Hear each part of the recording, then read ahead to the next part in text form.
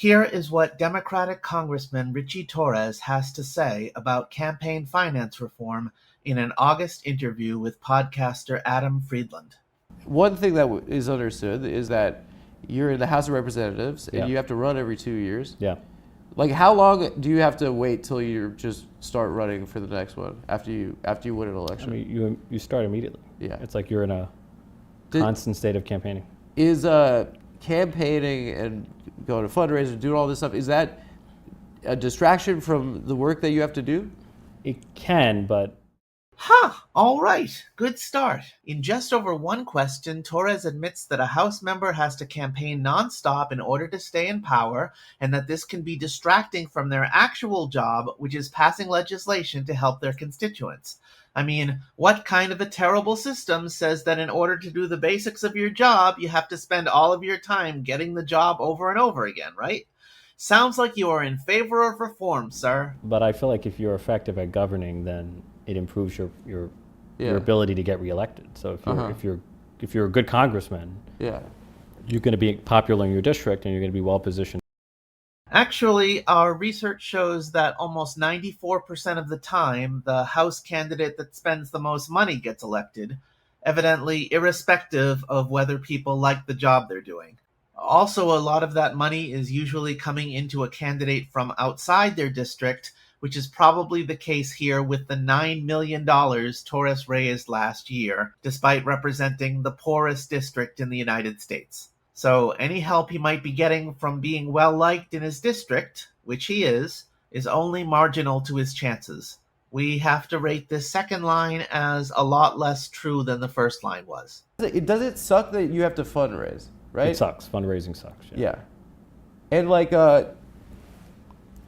because of Citizens United, like, It's nauseating to ask people for money. Yeah. do you feel like it's eroded people's like faith in the institution, right?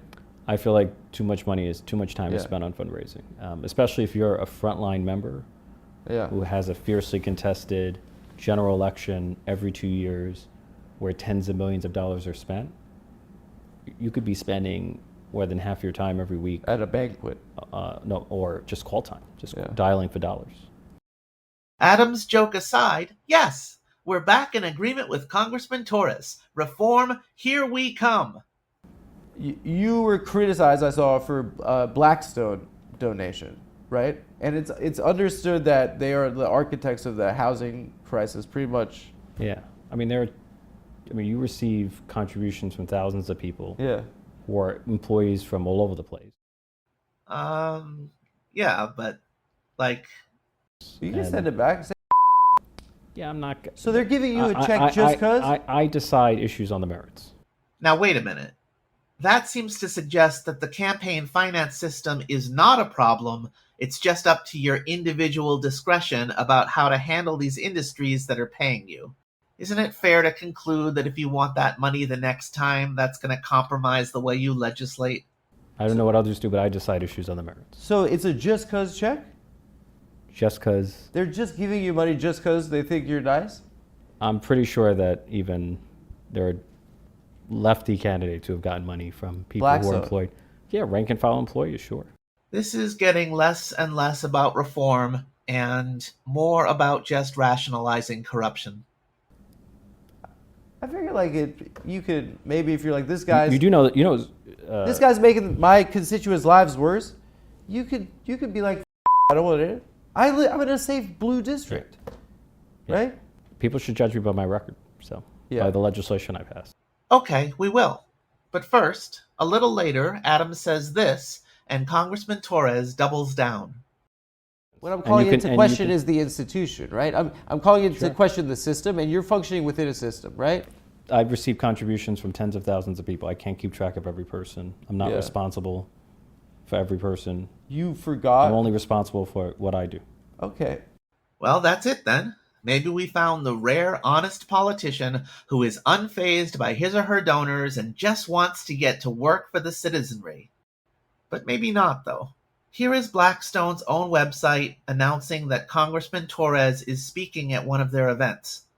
To us, this seems to suggest that he probably kinda did know when those Blackstone checks were arriving to his campaign. And then there's this story in which Torres bragged about a win for affordable housing in his district.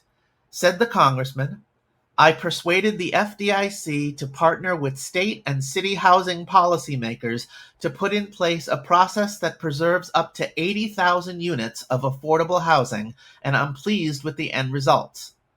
But half of those commercial real estate loans, $16.8 billion worth, were sold to a company called Hancock JV Bidco, which is indirectly controlled by Blackstone. Oof. Ask yourself what Blackstone is doing in the poorest district in the country and whether you think that this is good news for the residents there. Then ask if Congressman Torres is being willfully dishonest here, or if it's actually something worse. Like a fish who is unaware of the water it is swimming in, maybe the system is so prevalent that our politicians don't even see that they're part of the problem.